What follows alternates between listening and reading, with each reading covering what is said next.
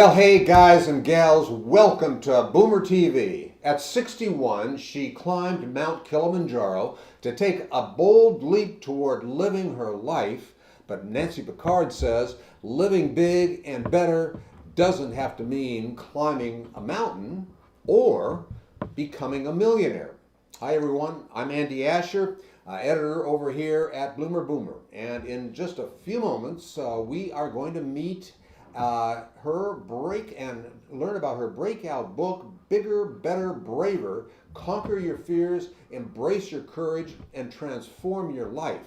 Now, Nancy draws on her personal journey and her professional experience, coaching and empowering others seeking to discover and design a full and deeply rewarding life of their own, no matter whatever the circumstances are. But first, if you're new here, Boomer TV is in its fourth season now, beginning with our original CNN-style interview format. More recent shows feature my kind of my offbeat fascination with video games and the title Boomer TV and the Video Game Factory. That explains that. So now, if you want to be part of this amazing journey with the Bloomer Boomer community, like and follow us on your favorite social media channel where we live stream on Facebook, on YouTube, on Twitter, Twitch, that's for gamers, Instagram, and on Bloomer Boomer. And in the meantime, we'll hear from Nancy Pickard and her breakout book, Bigger, Better, Braver, which is on sale today. But first, remember, I love marmalade.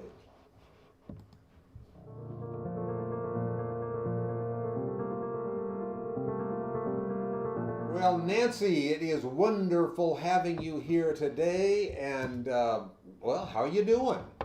I'm great. Thank you for having me. It's a big day for me. It is. Well, let's not wait any longer about that big announcement. The book's out. The book's out. Well, fantastic. Well, I think I called you a visionary in how we can live a bigger life during the pandemic and after.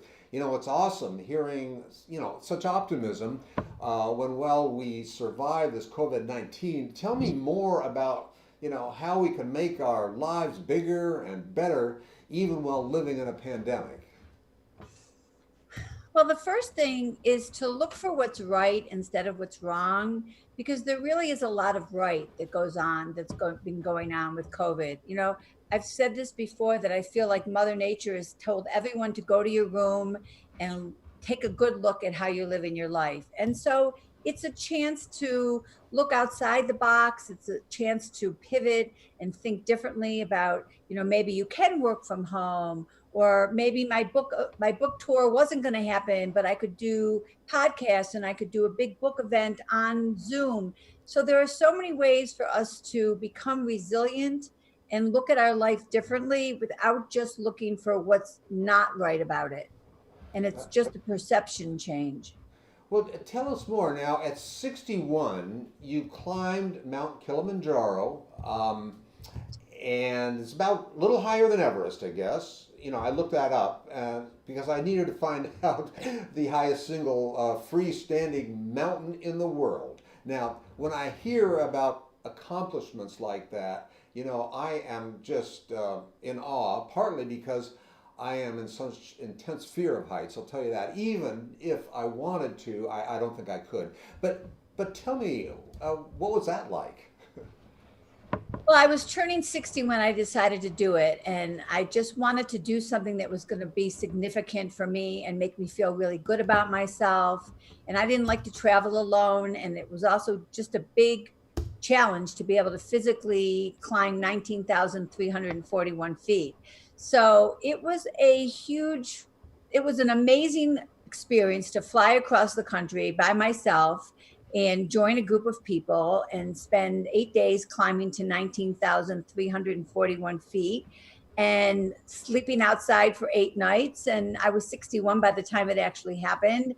So it was a spiritual awakening, and it reaffirmed my own self worth and my own ability to take care of myself, to accomplish what I set out to do, to set goals, and to prove to myself that I had it all going on. I could do it.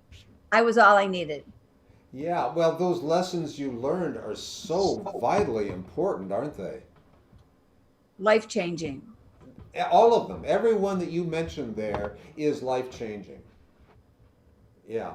So let's get into your book, Bigger, Better, Braver. You know, conquer your fears and embrace your courage and transform your life. Talk about living bigger and better and braver.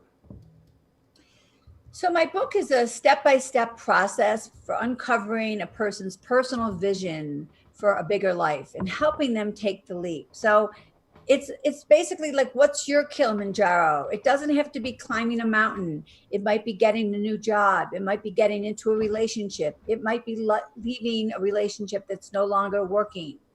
But I help you uncover beliefs that are deep in your subconscious that are keeping you playing small and they hold you back. I help you get out of autopilot and take responsibility for your choices. And so, inch by inch, I help you get to where you want to go. And it's done by stories of my own as examples, but also stories of all my clients. And so it's a personal journey, and it has exercises and meditations and affirmations, and just it's a toolbox to help you get out of your comfort zone and take responsibility for living a bigger, better, braver life. Yeah, there's always space for that, no matter what it is. And Nancy, for most of your adult life, your days seem to revolve around taking care of your kids and your husband. And then you talk about, after 26 years of marriage, your husband asked you for a divorce.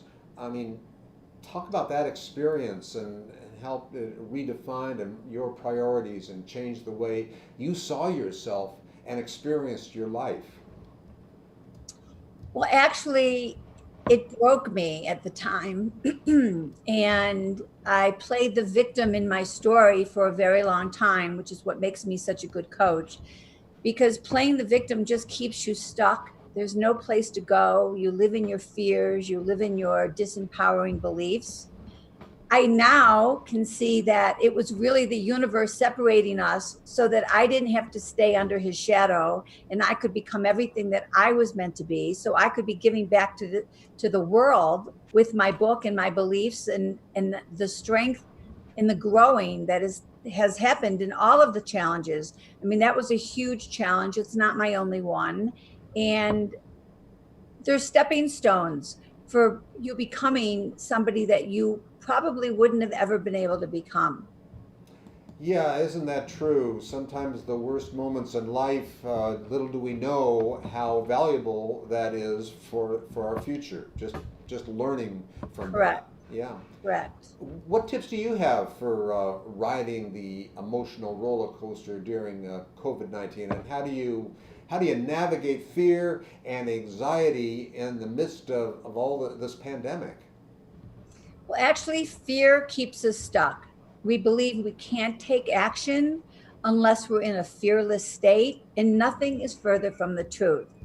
So, fear is there to tell us something, and it usually comes from like our inner child or our inner critic. And there's challenges that are out there, but you can actually have faith that everything happens for a reason. The universe has your back, and you can have compassion for your fear, but you can't stay stuck in it. So people who stay stuck in their fears, or they live in their excuses, they're never going to grow. And COVID is just a perfect example. Many people are staying stuck. They're saying 2020 is a waste, nothing's happening. And then the rest of the world is actually, balls to the walls, really growing and challenging and changing and pivoting and thinking outside the box and seeing that there are new ways to do things. So it's about, you have to check in with yourself, and you have to have compassion for the emotional roller coaster that you're on. Some days are going to feel great, some days are going to be really scary, but you are resilient and you can do hard things. And so you have to take responsibility for your own beliefs and how stuck you stay. or how you learn to live in an excuse-free zone so that you actually don't have to stay down in the gutter with whatever's coming up with COVID. Yeah. It's a it's a Uh, choice. Yeah, and COVID certainly forces us to realize that. And the other thing it forces us to do is understand that it's not one of those things where you go from point A to point B and it's all done. It's ongoing. It doesn't really stop. Right. Now, you talk about something else that kind of got me curious, shadow beliefs. How do they hold us back from living our best? I got a sense of what you're talking about, but maybe you can just expand upon that a little bit. Sure. So we all have beliefs that are buried in our subconscious that were formed in the first 10 years of our life. Jungian named them shadow beliefs because they're in the shadows of our consciousness. And as little children, we have experiences, usually emotionally bound experiences that we're too young to understand. And in an instant, we give them a meaning. So, for example, out of my own life, I was 5 years old. I was playing with a lighter and I put myself on fire and I went up in flames and I was taken to the hospital, but they were first and second degree burns. So I never even thought it was like that big a deal. I didn't get in trouble. I was in the hospital for a week. I was home. Fast forward 50 years later, I'm in a car accident, which is the next time I almost died. And I had PTSD. And when I did a session with my coach at the time, what came up was this little wounded girl from being 5 years old that had a belief that she wasn't safe alone. Now, for a 5 year old who put herself on fire, that's actually a really good belief. It was formed to keep her safe.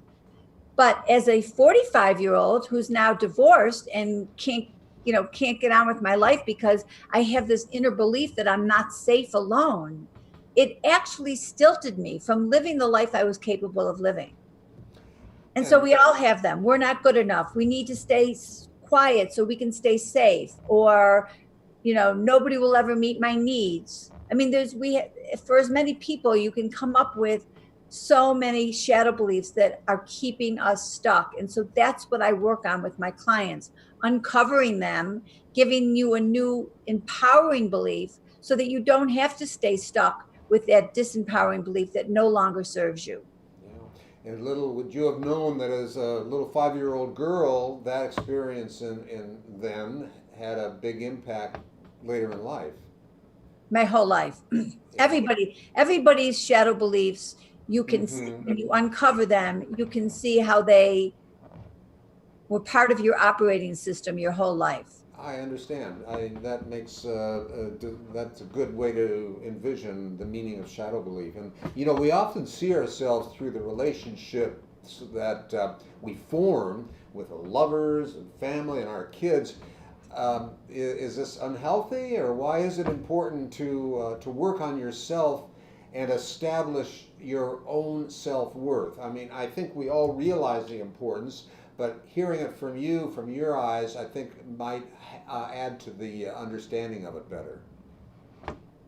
I think what happens in childhood and then from our parents and our teachers is that we see ourselves, we have this inner critic who doesn't want us to get in trouble. So it's forever telling us, don't do this, don't do that, you'll get in trouble. And so we control ourselves and we learn what we think is right or not. And we take qualities of ourselves and we disown them. Oh, I won't be that. Lazy is bad. Lying is bad. I won't be these things. And then as we get older, we still we are other oriented. We are seeing ourselves as other people see us. And you may end up getting into a career that your parents wanted or your partner thinks you should be doing, or is going to make you a good wife or a good husband, that has nothing to do with what your inner wisdom really wants for you. So it's time to actually get quiet and see what you want. What is your inner wisdom? What is your soul? What will make you dance? Not what will make somebody else dance. Not, when I got divorced and my husband didn't want me anymore, then I didn't want me anymore because I was so used to seeing myself through his eyes. So you have to see what you need and you want and put yourself first. And you know, these lessons that you're talking about, these points that you bring up, are relevant at any age. Any age, of course. Yeah. Well, hey, congratulations on the book. I know it's released today. I feel excited and honored, that to talk to you about it. If you could choose one takeaway from the book for readers, what would it be? It would be to take responsibility for your own actions and know that only you are responsible, nobody else. And you could live, and you owe it to yourself to live a bigger, better, braver life. One step at a time. You owe it to yourself. And tell us where people could get your book. You can get my book today on Amazon, but it'll be in every bookstore. It's on every online, Barnes and Nobles and everything. You can also get it on my website. And I'm actually having a huge launch party. I think there's about 140 people signed up already. And there's 11 other authors, and everyone's giving away a gift. And so if you go to my website and you join the launch party, it's at 4 o'clock Mountain Standard Time, 6 o'clock Eastern Standard Time today. You can win up, there'll be different bundles of four prizes at a time. So it's a party. It's a cocktail party to celebrate my book. Fantastic, fantastic. Bigger, better, braver. Uh, Nancy, that's very exciting, and I think it's going to be a real exciting book, and it'll be a useful one for a lot of people, especially in our Bloomer Boomer community. We can all learn, and you have a lot of good points, so I thank you very much. Thank you so much for having me. Well, again, we want to thank Nancy Pickard, and along with her breakout book, Bigger, Better, Braver. Conquer your fears, embrace your courage, and transform your life. And you can find out more on Facebook, YouTube, and at bloomerboomer.com. And if you like this, please like us on Facebook and follow us. Meantime, so long, and remember, I love marmalade.